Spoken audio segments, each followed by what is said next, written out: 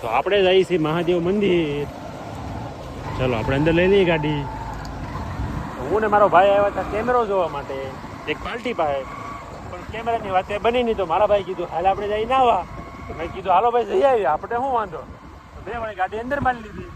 જો આ સુરતથી આમ તો 50 કિલોમીટર દૂર છે. આપણે જેમ અંદર જઈએ એમ આપણને મંદિર દેખાય આમ. ના અહીંયા બધા નાવા બહુ આવે છે.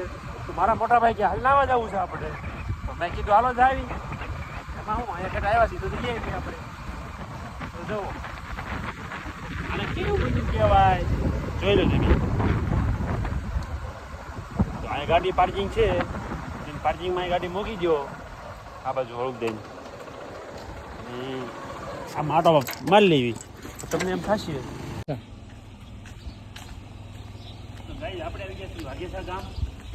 અને ત્યાંનો જે તમને નજારો અમને બતાવીએ અમે તમને. જુઓ કેટલો સરસ છે. અને વળી પાણી તો એટલું બધું અહીંયા તમને સુંદર દેખાય છે, તમને એમ થાય છે ચાલો નાહી લઈએ અંદર. તો અમારા ભાઈને જરીક નાહવાની ઈચ્છા હતી તો કે હાલ આપણે રામ આપણે જઈએ નાહવા. મેં કીધું હાલો ને જઈએ ભાઈ, એમાં શું. અમે સુરતથી આવેલા હતા, લગભગ 1-1.5 કલાક ગાડી હાંકીને અહીં પહોંચેલા છીએ. અમે અમારા કામથી આવ્યા હતા, પણ જોકે વચ્ચે આ લોકેશન પડતું હતું એટલે મેં તમને એમ થયું કે ચાલો તમને બતાવી દઈએ. તો તમે જોઈ રહ્યા છો અહીંથી અને જો આ નજારો જુઓ એકવાર. આ છે વાઘેસા સોમનાથ મંદિર અને તે લોકેશન જોઈ લો. જો અમારા ભાઈને નાહવાની બહુ ઈચ્છા હતી એટલા માટે અમને એમ થયું ચાલો જઈ આવીએ. જો આ મંદિર છે, હનુમાનજી મહારાજનું મંદિર છે. ના આપણે આવ્યા એ રોડ બરાબર છે. તો જો અહીંયા પાણી તમે જો ઓલરેડી અહીંયા બધા નાહી પણ છે. તો ચલો આપણે જઈએ. હા શું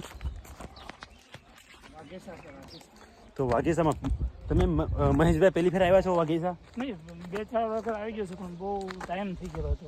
એટલે આને કેટલાક સમય પહેલા પછી આવ્યા તમે? 5-7 વર્ષ પછી. ઓહો 5-7 વર્ષ પછી. તો આ મંદિર ને બધું ડેવલપ થઈ ગયું. ડેવલપ થઈ ગયું ને. જો ઓલરેડી અહીંયા બધા નાય પણ છે. જો મને બતાવી. ચલો પાણી તમને બતાવી દેવી કેમ છે.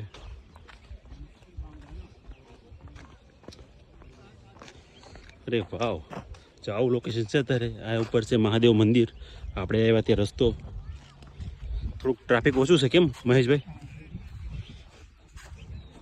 હા ટ્રાફિક ઓછી છે. રવિવારની દાડા બહુ હોય.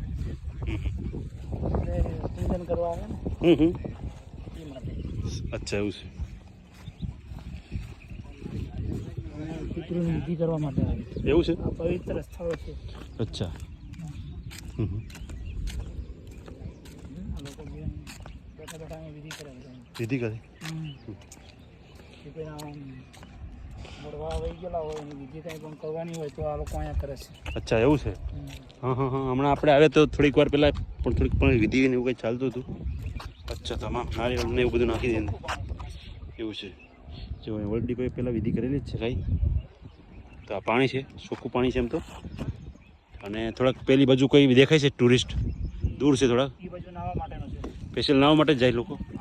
આ વિસ્તારમાં વિધિ માટે છે. કોઈ ધાર્મિક કામ કરવું હોય એ માટેનું છે. કોઈને પૂજન કરવું હોય, કોઈને પીઠદાન કરવું હોય, એ બધી વસ્તુ અહીંયા થાય છે. અને વળવા માટે જોકે મુક્તિ માટે જે કંઈ વિધિ કરવી હોય તો આ સ્થળ છે. યોગ્ય સ્થળ કહેવાય.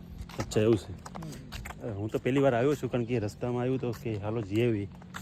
એટલે આપણને તો આની પહેલાં તો નહીં આવેલા ઘરે આટો મારવા માટે. નહીં, સારું સ્થળ સારું છે. એવું છે. ચાલો હવે જઈએ ખરે. તો ચાલો ભાઈ, અમે તો અહીંયા કંઈ નાવાના છે એવી નહીં. મહેશભાઈ પણ કંઈ નાવાના નથી, ખાલી જસ્ટ રોડની વચ્ચે આવ્યા એટલે કે ભાઈ ચાલો દર્શન કરવા માટે જઈ આવીએ. બાકી જો આ મંદિર છે ઉપર. ચાલો આપણે ઉપર જઈ રહ્યા છીએ. હવે આપણે જવાનું છે સુરત ગાઈઝ. હજી તો અમારે બહુ બધું આગળ જવાનું છે. અહીંથી કમસે કમ 45 કિલોમીટર આસપાસ 40 કિલોમીટર હજુ જવાનું છે. તો ચાલો પહોંચીએ સુરત. સૌને બાય બાય, ટાટા, જય સિયારામ. જય સિયારામ. અમારા વિડીયોને લાઈક કરી દેજો, ચેનલને સબસ્ક્રાઈબ કરી દેજો. અને વાઘેસા આવવું હોય હા તો આ લોકેશન છે, જોઈ લેજો. જો આ લોકેશન જોઈ લો તમે. આ રીતનું છે તારે જે કોઈને આવવું હોય. બહુ સારું છે. પાણી એકદમ નાવાનું પેલી બાજુ તમારે જવું પડશે. આ બાજુ કારણ કે વિધિ કરતા હોય લોકો. જો ઓલરેડી અહીંયા વિધિ કરે છે. તો તમારે નાહવા માટે પેલી સાઈડ જવું પડશે. ઉપર મંદિર છે, ત્યાં તમે દર્શન માટે જઈ શકો. ઉપર મહાદેવ મંદિર, આ હનુમાનજી મંદિર છે. સરસ છે લોકેશન. તો વાઘેશ્વરનું નામ તો કદાચ બધાએ સાંભળેલું જ હશે, સુરતમાં રહેતા હોય. ડેવલપ થઈ ગયું છે પહેલા કરતાં. આ સંકટમોચન હનુમાનજી મંદિર છે.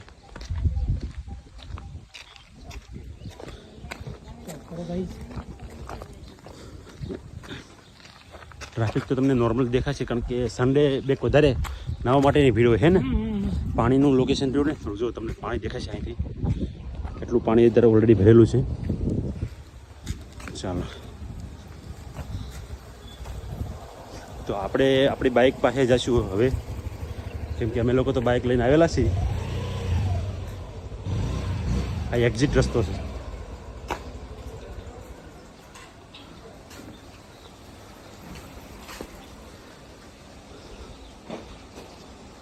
આ પાર્કિંગ એરિયો આ સરસ બનાવેલું છે.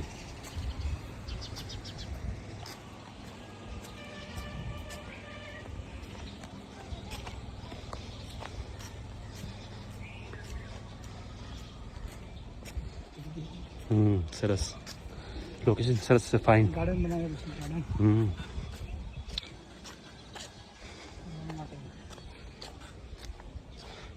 જો ગાઈસ કેવું લોકેશન છે. પાર્કિંગ એરિયો. આપણે અહીંથી નીચે ગયા હતા, ત્યાંથી ફરતી આપણે આવ્યા છીએ.